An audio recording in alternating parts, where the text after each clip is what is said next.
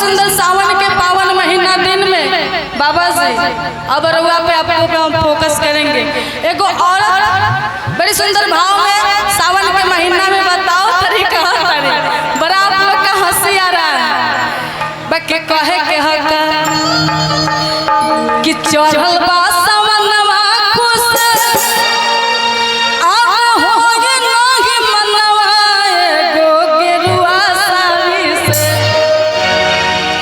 कि चढ़ल बा सावनवा खुश आज होगी नहीं मनवा एगो गेरुआ साड़ी से एगो गेरुआ साड़ी से त देव घर ले चलो सजनवा हो आ पारा धनवा के गाड़ी से हाई कमिटी के गाड़ी से त देव घर ले चलो सजनवा हो अपार धनवा के गाड़ी से और वीर बाबा के गाड़ी से। बोल सच्चे दरबार की। बाकी औरत के बोली बहुत रंग के होला। केहू के बोली बड़ा महीन होला, केहू के बोली बड़ा मोट होला, केहू के बोली मीडियम होला, केहू बोले तो एकदम मधनिया जैसे हाँ फरार होला। जैसे औरत भी हर रंग के होले, केहू बड़ा झपर झपर चलेला, केहू साफ चलेला धरती पीस के, आ केहू तो चलो जैसे दहेज में 20 भर के पायल पहन के आवेले। तो आजकल के फैशन ऐसा हो गया बाबा जी कि लोग के देखत रहने के एंकल जींस लोग पहनत रह, अब एंकल साड़ी आ गई है। हम एक दिन देखने कि हई औरतिया कैसे साड़ी पहन ले बिया। तो हमारे गांव में के को दीदी है तो कहता तू ना जाना तरु हई एंकल साड़ी है। हम कहली काहे हई पायलवा पहनले बारी तू देखई है ना कि हम 20 भर के पायल पहनले छम छम छम छम छम। बाकी औरत बड़ी सुंदर भाव में कह तरीका कि चढ़ल बा सावनवा खुश आज होगी नहीं मनवा एगो गेरुआ एगो गेरुआ एगो गमछा दे दीजिएगा ला बाबा आई पकड़िए।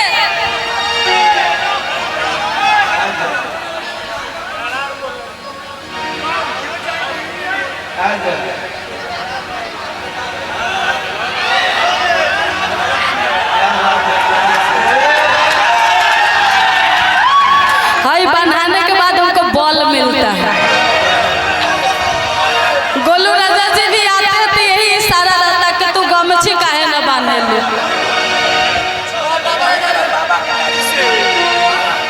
कि चढ़ल बा सावनवा खुश आज होगी नहीं मनवा एगो गेरुआ एगो गेरुआ त देव घर ले चल सजनवा हो हई बाबा के गाड़ी से पारा धनवा के गाड़ी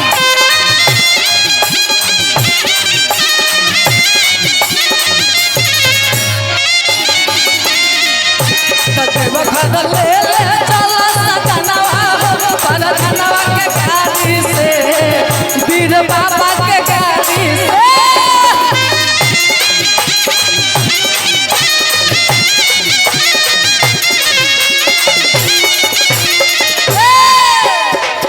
चढ़ल बा सावनवा खुश होगे नहीं मनवा एगो गेरुआ साड़ी से।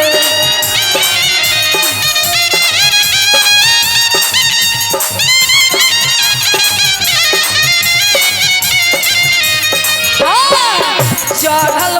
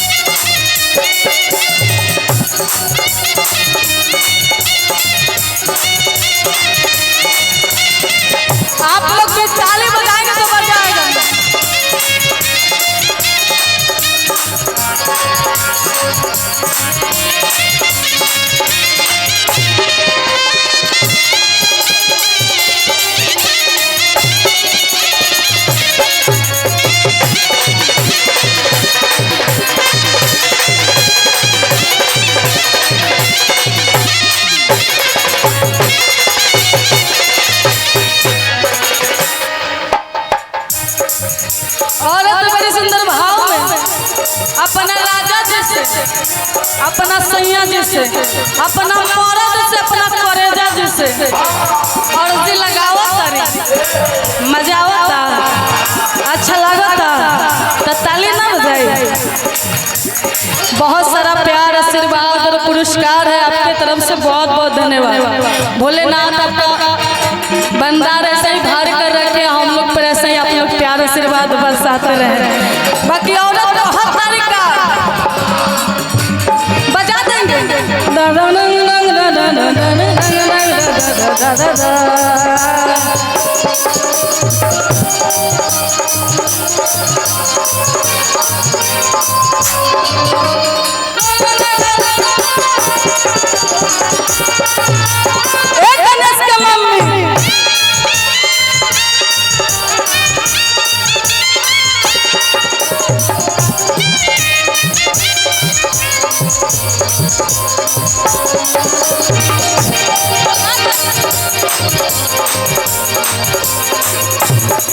नहीं खाएम खोवा में नहीं मिसरी मलाई, नहीं खाएम खोवा में नहीं मिसरी मलाई, नहीं खाएम खोवा में नहीं मिसरी मलाई। गल बने हो तो पीस के मिला गाना।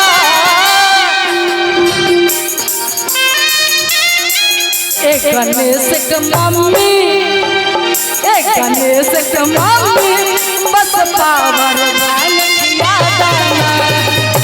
गणेश के मम्मी, बस पावर भांग खिया दाना। पिसक पिसक होला दे राउर भंगिया बधेर, पिसक पिसक होला दे राउर भंगिया बधेर, पिसक पिसक होला दे राउर भंगिया बधेर, पिसक पिसक होला दे। दुख होला मोर दुखवा सहाय ना।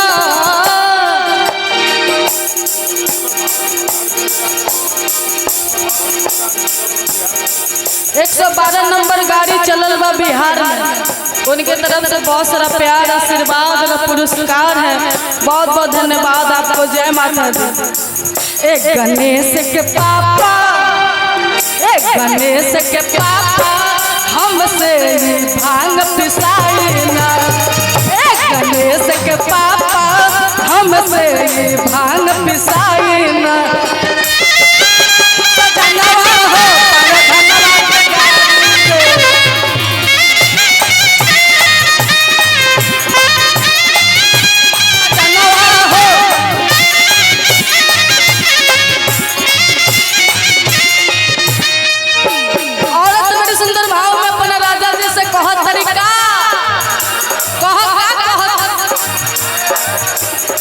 सुहिया पहाड़ चढ़ी देवघर चल जाए,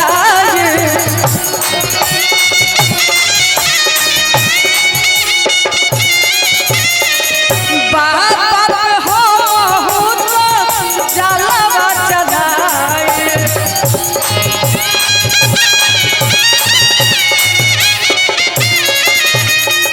सुहिया पहाड़ चढ़ी देवघर चल जाए, बाबा हो तो जलवा चढ़ाए।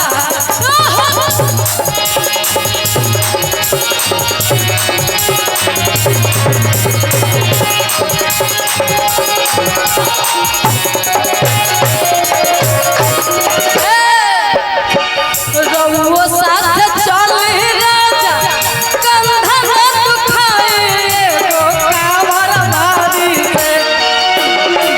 रउआ साथ चल राजा, कंधा न दुखाए एगो कांवर भारी से, एगो कांवर भारी से।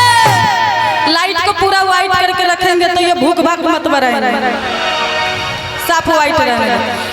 कि रउआ साथ चली राजा, कंधा न दुखाई एगो कांवर भारी, एगो कांवर भारी से। देवघर ले ले चल सजनवा हो, पर धनवा के गाड़ी से, हई मुखिया के घरी से।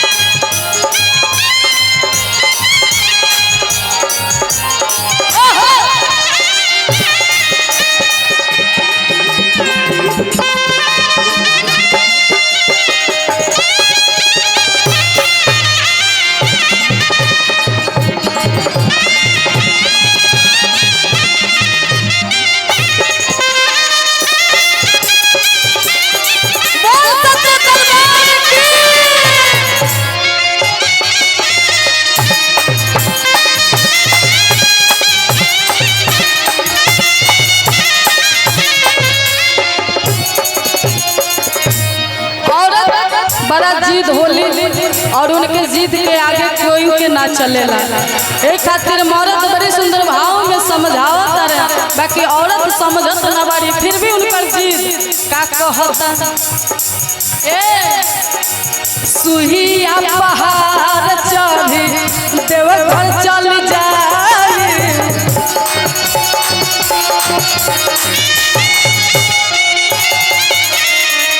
बाबा पे हो जलवा चढ़ाई,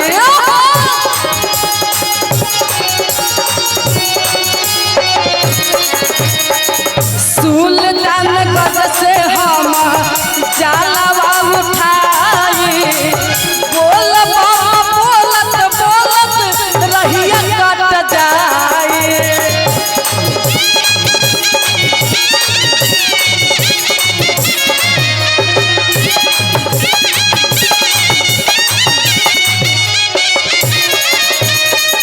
रउआ साथ चली राजा कंधा न दुखाई एगो कांवर बारी के, रउआ साथ चली राजा कंधा न दुखाई एगो। आप इधर उठ कर आएंगे, कहल जाला कि जब जैसन तब तैसन, आ दरबार में आगे ना बढ़ल तो मर्द कैसन। पुरस्कार के साथ साथ आपको डांस भी करना होगा। क्या आप लोग इधर वाले देखना चाहते हैं कि आप हमें कितना थोड़ा सा पता बटे काना गाँव में अलगल ना बिहार में छापरा गोपाल हमार हावड़ा में आवारी हम मसरक में गोपाल बारी जे बच के निकल गए वो सारा जगह से निकल जाए तो पूरा रात की बात है। ठीक बनू तो अभी गोपाल बारी पर ये बाबा का दरबार है, यहाँ पर कोई कंपटीशन नहीं हो रहा है। ये दरबार में श्रद्धा से लोग झूमते हैं और नाचते और गाते हैं, तो आपको हम श्रद्धा से बुलाए। बाकी आपसे कि रउआ साथ चली राजा कंधा न दुखाई एगो कांवर बारी से, रउआ साथ चली राजा कंधा न दुखाई एगो कांवर एगो कांवर भारी से। अगर एक बार आप ऐसे हाथ रखेंगे कमर पर, घर में माँ बाप ना सिखैलो, फौज में फौज ना सिखैलो तो ना तो प्रॉब्लम यहाँ नहीं है। अगर जो काम आपको माँ बाप कहे नहीं किए हैं शांत सुनेंगे, बाकी आपकी पत्नी आएगी और जो कहेगी आपको वही करना पड़ेगा। वो 24 मिनट के आ गई, वो 24 मिनट के वो ना सुधर ली तो के सुधर। बाकी एक बार ताली बजाएंगे, एक बार झूमना है कि रउआ साथ